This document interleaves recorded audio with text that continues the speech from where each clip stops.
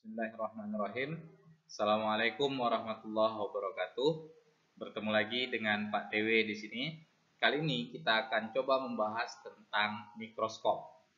Nah, adapun tujuan pembelajaran kita kali ini yaitu diharapkan nanti setelah kita mempelajari mikroskop, anak-anak mampu menyebutkan bagian-bagian mikroskop, kemudian bisa memegang dan membawa mikroskop dengan benar, lalu mampu menggunakan mikroskop dengan baik dan benar, serta bisa memperkirakan ukuran benda asli berdasarkan skala.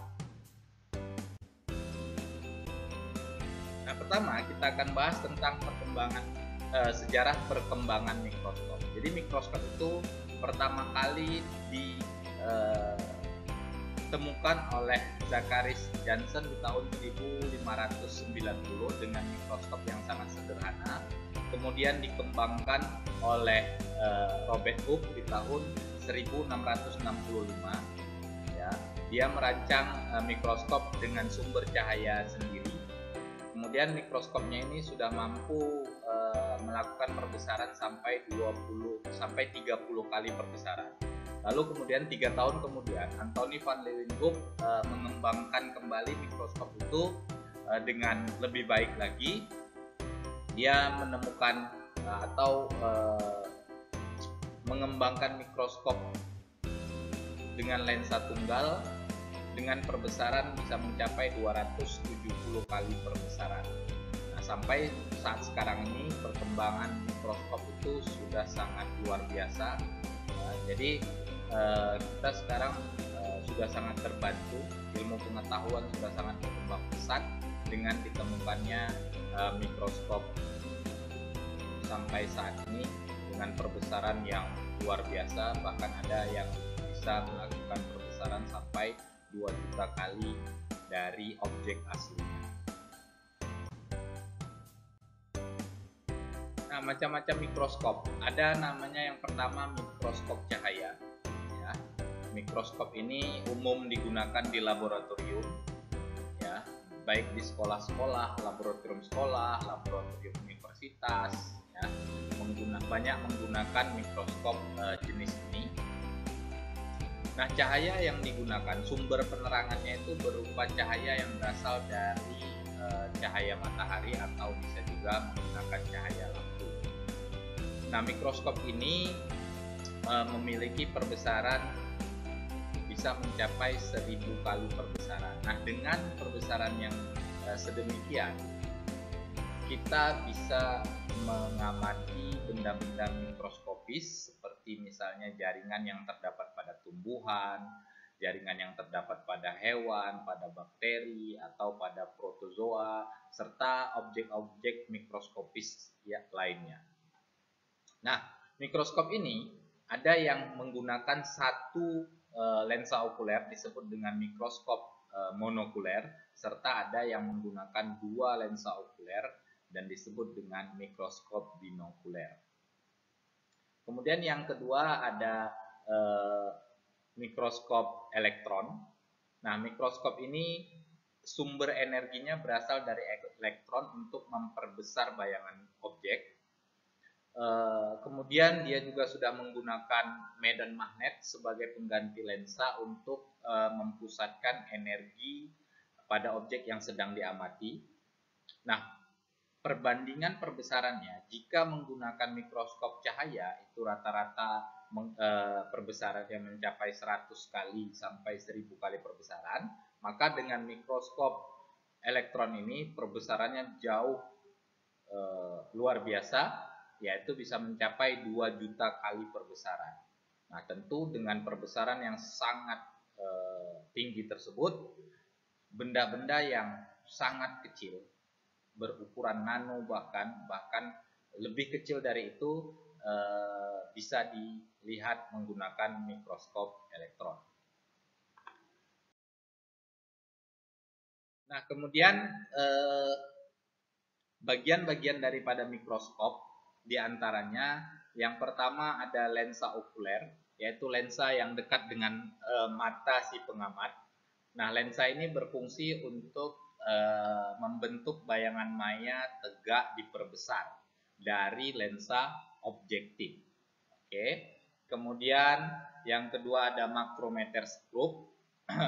Nah, ini berupa pemutar kasar, yaitu bagian yang memiliki fungsi untuk menaik turunkan tabung mikroskop dengan cepat. Kemudian dibantu dengan yang makrometer lebih kecil lagi, namanya mikrometer, ya, mikrometer atau pemutar halus. Nah, bagian ini berfungsi untuk menaik turunkan tabung dengan lambat, ya.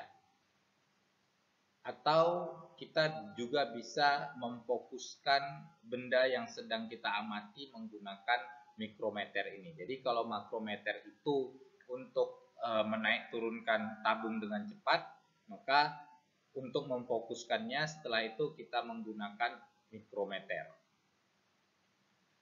Kemudian ada badan mikroskop atau sering disebut dengan tabung mikroskop atau juga tubus, adalah bagian yang berbentuk seperti tabung, berfungsi untuk mengatur fokus dan menghubungkan antara dua lensa yang dimiliki oleh mikroskop, yaitu lensa objektif dan lensa okuler.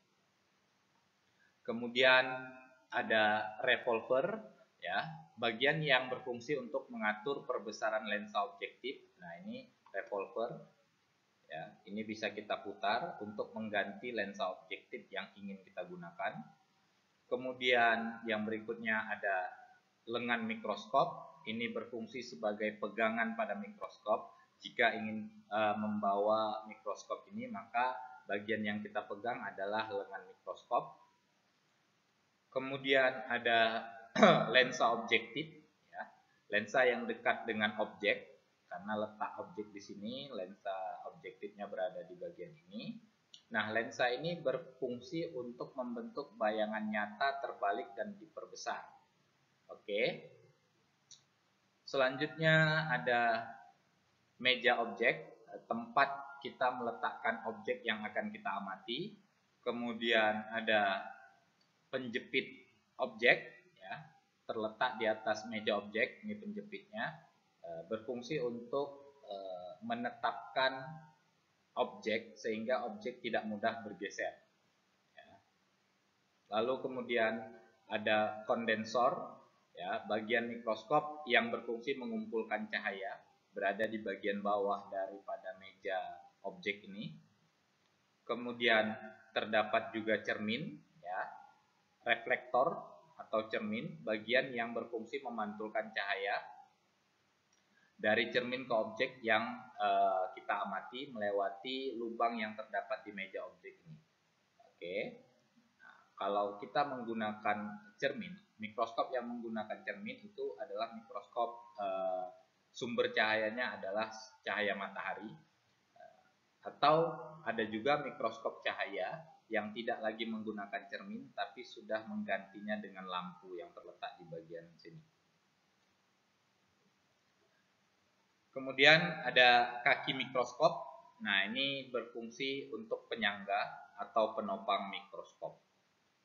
Oke. Nah, itulah bagian-bagian daripada mikroskop, ya. Cara menggunakan mikroskop. Yang pertama, saat kita membawa mikroskop, tangan kanan kita berada di lengan mikroskop, sedangkan tangan kiri kita letakkan di kaki mikroskop, atau sebaliknya, tangan kiri yang kita gunakan untuk memegang lengan, sedangkan tangan kanannya berada di bagian bawah dari kaki mikroskop tersebut. Lalu kemudian kita letakkan mikroskop di atas meja dengan cara memegang lengan mikroskop, ya, sehingga mikroskop berada persis di hadapan kita sebagai pengguna mikroskop tersebut. Nah, bisa kita lihat seperti ini posisinya. Lalu langkah yang berikutnya adalah kita putar revolver sehingga lensa objek yang kita gunakan mulai dari perbesaran paling lemah terlebih dahulu, ya, perbesaran paling lemah pada posisi 1, poros dengan lensa okuler. Jadi dia satu poros dengan lensa okuler. Nah, kita gunakan yang pertama adalah lensa dengan perbesaran yang paling lemah terlebih dahulu. Nah, caranya adalah dengan memutar revolver ini.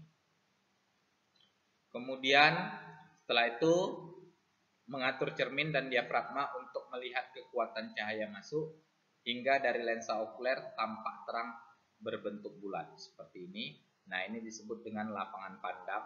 Nah, kalau dia sudah putih bersih seperti ini, itu berarti mikroskop siap untuk kita gunakan.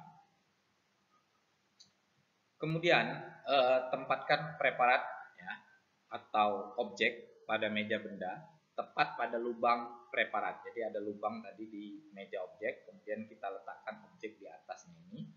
Oke, seperti ini posisinya kira-kira. Lalu kemudian kita atur fokus untuk memperjelas gambar dengan cara memutar pertama kali adalah makrometer, pemutar kasar, ya, sambil dilihat dari lensa okuler. Kemudian untuk mempertajamnya, memfokuskan benda, kita gunakan mikrometer atau pemutar halus.